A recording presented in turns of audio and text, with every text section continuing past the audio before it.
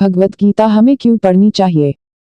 श्रीमद् भगवद गीता का पुण्य रूप पाठ करने वाले स्त्री पुरुषों को चाहिए कि वे इस पावन पाठ को एकाग्र मन से किया करें और इसके सरस सार को समझने में अधिक समय लगाएं। इसके प्रत्येक पाठक को उचित है कि वह अपनी ऐसी धारणा बनाए कि मैं अर्जुन हूँ और मुझ में पाप, अपराध, अकर्मण्यता, कर्तव्यहीनता, कायरता और दुर्बलता आदि जो भी दुर्गुण है उनको जीतने के लिए श्री कृष्ण भगवान मुझे ही उपदेश दे रहे हैं। महाराज मेरे ही आत्मा की अमर सत्ता को जगा रहे हैं, मेरे ही चैतन्य स्वरूप का वर्णन कर रहे हैं और आलस्य रहित होकर समबुद्धि से स्वकर्तव्य कर्म करने को मुझे ही प्रेरित, उत्तेजित तथा उत्साहित करने में तत्पर है। श्री भगवान का मैं ही प्रिय शिष्य हूँ, परम प्रिय भक्त हूँ और श्रद्धालु श्रोता हूँ। ऐसे उत्तम विचारों से गीता का पाठक भगवान की कृपा का पात्र बन जाता है और उसमें गीता का सार सहज से समाने लग जाता है। भगवान ने श्रीमुख से स्वयं कहा है कि गीता का पाठ करना और उसको सुनना सुनाना ज्ञान यज्ञ है, उससे मैं पूजा जाता हूँ। पाठक को चाहिए कि वह एक विश्वासी और श्रद्धावान यजमान बनकर बड़े गंभीर भाव से इस यज्ञ को किया करे और इसको परमेश्वर का पुण्य रूप परम पूजन ही समझे। इस भावना से गीता का ज्ञान पाठक के हृदय में आप ही आप प्रकाशित होने लग जाया करता है।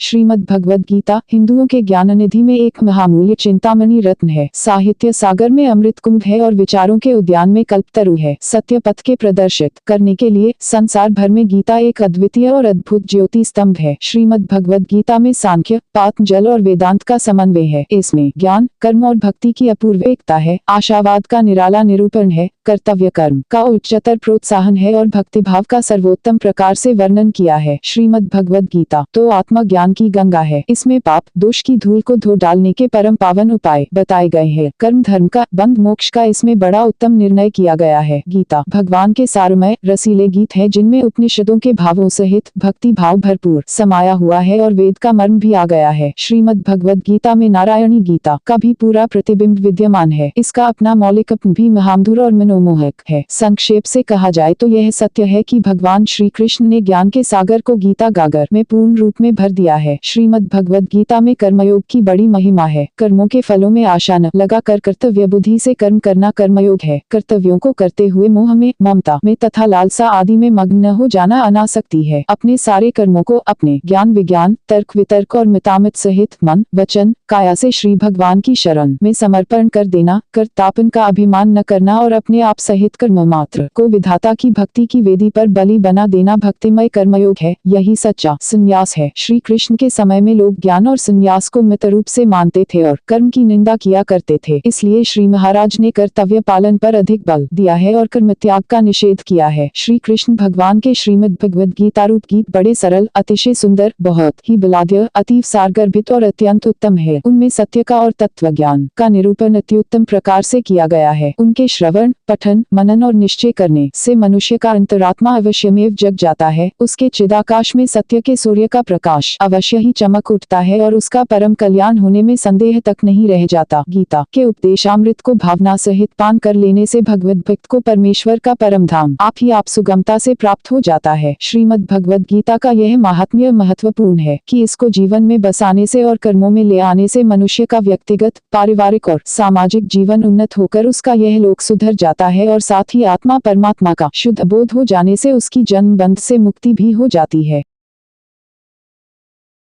पहला अध्याय में धृतराष्ट्र संजय से पूछते हैं कि जिस देश में दान पुण्य, यजन याजन, व्रत, जप तप, संयम, आराधन, चिंतन ध्यान, वेद शास्त्र का पठन पाठन आदि धर्म का पालन होता रहता है, ऐसे धर्म क्षेत्र रूपी कुरुक्षेत्र में कुरुवंश के देश में लड़ने की इच्छा से एकत्रित हुए मेरे और पांडु के पुत्रों ने क्या किया? उत्तर में संजय ने कहा, हे धृतराष्ट्र, कूटनीति से अथवा कष्ट से युद्ध करने वाला तेरा पुत्र राजा दुर्योधन उस समय व्यूह रचना से सजी हुई पांडवों की सेना को देखकर बड़ी व्याकुलता से द्रोणाचार्य के पास जाकर ये वचन बोला, मेरे पूज्य आचार्य, अपने बुद्धिमान शिष्य द्रुपद पुत्र धृष्टद्युम्न द्वारा सजाई गई पांडुपुत्रों की इस बड़ी भारी सेना को देखिए, अथवा अपने कट्टर शत्रु धृष्टद्युम्न और शस्त्र अस्त्र के संचालन में परम कुशल अपने बुद्धिमान शिष्य अर्जुन द्वारा सजी हुई पांडवों की इस बड़ी सेना को देखिए कि यह कितना घोर रूप धारण किए हुए है। पर पक्ष में परले पार के पक्षपाती प्रबल शूरवीर सेना नायक है, यह दर्शाता हुआ वह बोला, इस पांडव सेना में भीम और अर्जुन के सदृश युद्ध विद्या में कुशल जो धनुर्वीर है उनमें महारथी सात्यकी सात्यकी है, विराट है, द्रुपद है, दृष्टकेतु है, चेकितान है, शक्तिशाली, काशीराज है, पुरुजित है, कुंतीभुज है और नृश्रेष्ठ शैव्य है। इसी प्रकार महाबली युधामन्यु है, बलवान उत्तमौजा है, सुभद्रा का पुत्र अभिमन्यु है और द्रौपदी के पुत्र है। ये सभी सेना नायक महारथी है, बड़ी बड़ी रथ सेनाओं के सेनापति है। हे द्विजों में श्रेष्ठ, अब हमारे पक्ष के जो मुख्य है, विशेष वीर है, मेरी सेना के नायक है, उनको आप जान लीजिए। आपकी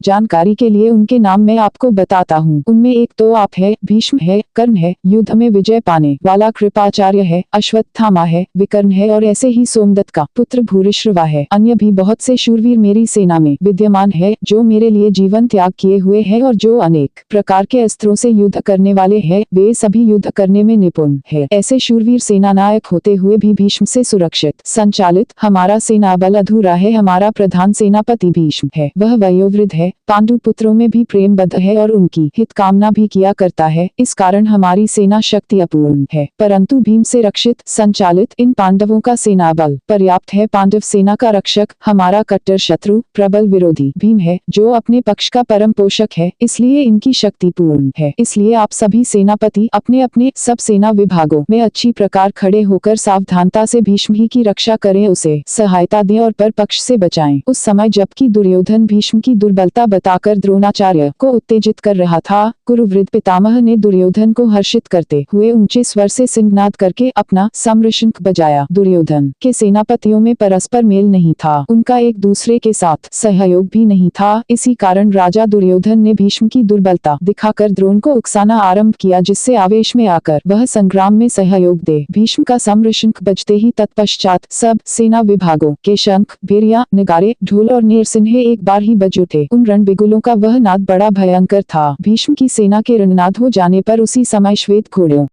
से जुते हुए महान रथ पर आरूढ़ श्री कृष्ण और अर्जुन ने भी अपने दिव्य शंख बजाए। उन्होंने भी अपनी सेना को संग्राम के आरंभ की सूचना दी। जितेंद्रिय श्री कृष्ण ने पांचजन्य शंख बजाया और धनुष के जेता अर्जुन ने देवदत्त नामक शंख को पूरित किया, तथा भीमकर्मा भीम ने पौंड्र नामक शंख को पूरा। कुंती पुत्र राजा युधिष्ठिर ने अनंत विजय, नकुल ने सुघोष और सहदेव ने मणिपुष्पक नामक शंखों को बजाया। संजय ने कहा, हे पृथ्वीपति, मुख्य सेनापतियों के सम्रशंख बजते सुनकर परम धनुर्धारी काशीराज ने और महारथी शिखंडी ने, धृष्टद्युम्न ने, विराट ने, अजय सात्यकी ने, द्रुपद ने, द्रौपदी के पुत्रों ने और लंबी भुजा वाले अभिमन्यु ने सब ओर से अपने पृथक पृथक शंख बजाए। पांडव सेना की रण घोषणा के उस घोर रणनाद ने भूतलाकाश को गुंजाते हुए, कंपायमान करते हुए धृतराष्ट्र के पुत्रों के हृदयों को विदीर्ण कर डाला। उस भयंकर नाद से तेरे पुत्रों के हृदय भय से कांप गए। संजय ने कहा, हे राजन, जब दोनों ओर से संग्राम के नाद गुंजाए जा चुके थे, केवल परस्पर लोहा लेने की देर थी। उस शस्त्र चलाने के समय में हनुमान के चित्र युक्त ध्वजा वाले अर्जुन ने तेरे पुत्रों को समर के लिए सजे हुए देखकर अपना धनुष उठाकर जितेंद्रिय श्री कृष्ण को यह वचन कहा, हे अविनाशी, मेरे रथ को चलाकर दोनों सेनाओं के मध्य में खड़ा कीजिए, जिससे लड़ने की इच्छा से शस्त्र अस्त्रों से सन्निध होकर खड़े हुए इन सब को सुगमता से मैं देख सकूं और जान लूं कि इस युद्ध की तैयारी में किनके साथ मुझे युद्ध करना है। नीति न्यायहीन, दुर्बुद्धि, दुर्योधन का हित करने की इच्छा वाले जो यह योद्धा इस स्थान में इकट्ठे हुए हैं, उन युद्ध करने वालों को मैं भली भांति देखूं।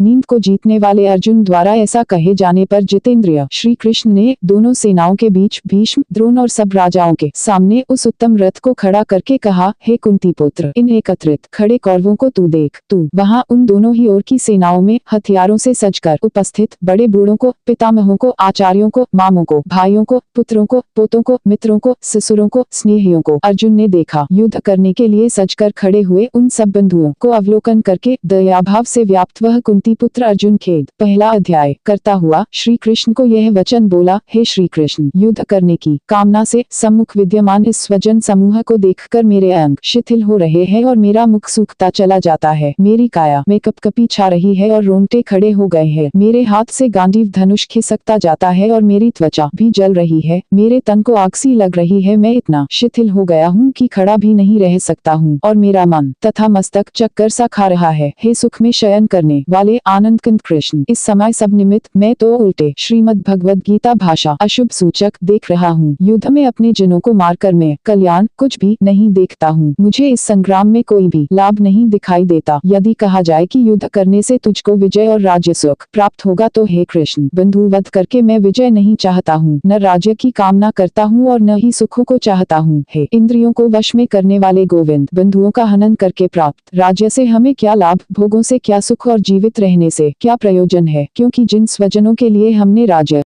की, सुखों की और भोगों की आकांक्षा की है, वे तो ये प्राणों और धनों को त्याग कर युद्ध क्षेत्र में सजकर खड़े हैं, जिनमें हमारे आचार्य है, पिता समान पूज्य जन है, पुत्र है, पितामह है, मामे है, ससुर है, पौत्र है, साले है और अन्य अनेक सगे संबंधी है। हे मधु नामक असुर का हनन करने वाले श्री कृष्ण, ऐसे समीपी बंधुओं द्वारा मैं मारे जाने पर भी इनको मारना नहीं चाहता। इस हस्तिनापुर की भूमि के लिए तो क्या त्रिलोकी के राज्य के लिए भी मैं इनके हनन करने की इच्छा नहीं करता। श्रीमद् भगवद गीता भाषा दुष्टजन नाशक श्री कृष्ण, धृतराष्ट्र के पुत्रों को हनन करके हमको कौन प्रसन्नता मिलेगी? प्रत्युत इन अत्याचारी आत्ताइयों को मारकर हमको पाप ही लगेगा, इससे हम पाप कर्म के ही भागी बनेंगे। हे माधव, अपने बंधुओं धृतराष्ट्र के पुत्रों को हमें मारना नहीं चाहिए। निश्चय से स्वजनों को मारकर हम कैसे सुखी हो सकते हैं? यदि यह कहा जाए कि ऐसा विचार उनमें नहीं है, मैं कहूँगा कि यदि लोभ से नष्ट चित्त वाले ये कुलनाश करने के दोष को और मित्रद्रोह के पातक को नहीं देखते हैं, तो हे जनार्दन, कुलक्षय करने के दोष को देखते हुए इस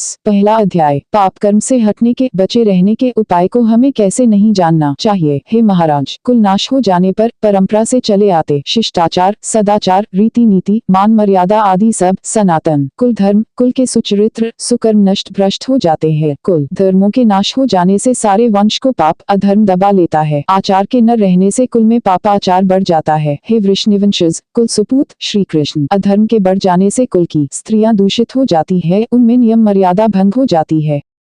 दोषयुक्त दुष्ट स्त्रियों से वर्ण संकर संतानें उत्पन्न होती है। गौर आदि वर्णों में मिश्रण हो जाता है, वर्ण सौंदर्य नहीं रहता। वर्ण संकर संतान समर की संतान को संस्कारों के दोष से कुल घातकों के कुल के लिए नरक का कारण ही हुआ करती है। उनके बड़े बूढ़े पितर अन्नोदक के अभाव से गिर जाते हैं, उनकी सेवा शुश्रूषा नहीं रहती। कुल घातकों के इन वर्ण संकर करने वाले दोषों से कुसंस्कार युक्त समर संतानों के अनाचारों के द्वारा शूरवीरता, नीति, न्याय, विनय, मर्यादा आदि सनातन जातीय धर्म और सदाचार आदि कुल धर्म जड़ से उखड़ जाते हैं। हे जनार्दन, पहला अध्याय गुरुजनों से ऐसा हम सुनते आए हैं कि कुल धर्मों के नाशक मनुष्यों का नरक में अति दुख में स्थिर रूप से वास होता है। अहो, अति खेद की बात है कि ऐसे विचार रखते हुए भी हम यह बड़ा पाप करने को तुल गए हैं, जो राज्य के सुख के लोभ से स्वजनों को हनन करने को तैयार हो रहे हैं। ऐसी अवस्था में यदि बदला न लेने वाले निशस्त्र मुझको हथियार हाथों में लिए धृतराष्ट्र के पुत्र रण क्षेत्र में मार दी तो वह मेरे लिए अधिक कल्याणकारी हो। इससे मुझे बहुत शांति मिले और कुलनाश के घोर कुदृश्य को भी मैं न देख पाऊं। श्रीमद् भगवद गीता भाषा संजय ने कहा, हे राजन, संग्राम स्थल में श्री भगवान को ऐसे वचन कहकर बाण सहित धनुष को फेंककर कपित हृदय अर्जुन रथ के पिछले भाग पर बैठ गया। ओ तीन मत तत्सत। इस प्रकार श्रीमद् भगवद गीता रूप उपनिषद ब्रह्म विद्यांतर्गत योग शास्त्र में श्री कृष्ण अर्जुन संवाद का अर्जुन विषाद नामक प्रथम अध्याय समाप्त हुआ। कथा सुनने के लिए बहुत बहुत धन्यवाद। अगर यह कथा अच्छी लगे तो वीडियो को लाइक और शेयर करें। इस तरह की कथा सुनने के लिए चैनल को सब्सक्राइब जरूर करें। कमेंट में राधे राधे जय श्री कृष्णा जरूर लिखें।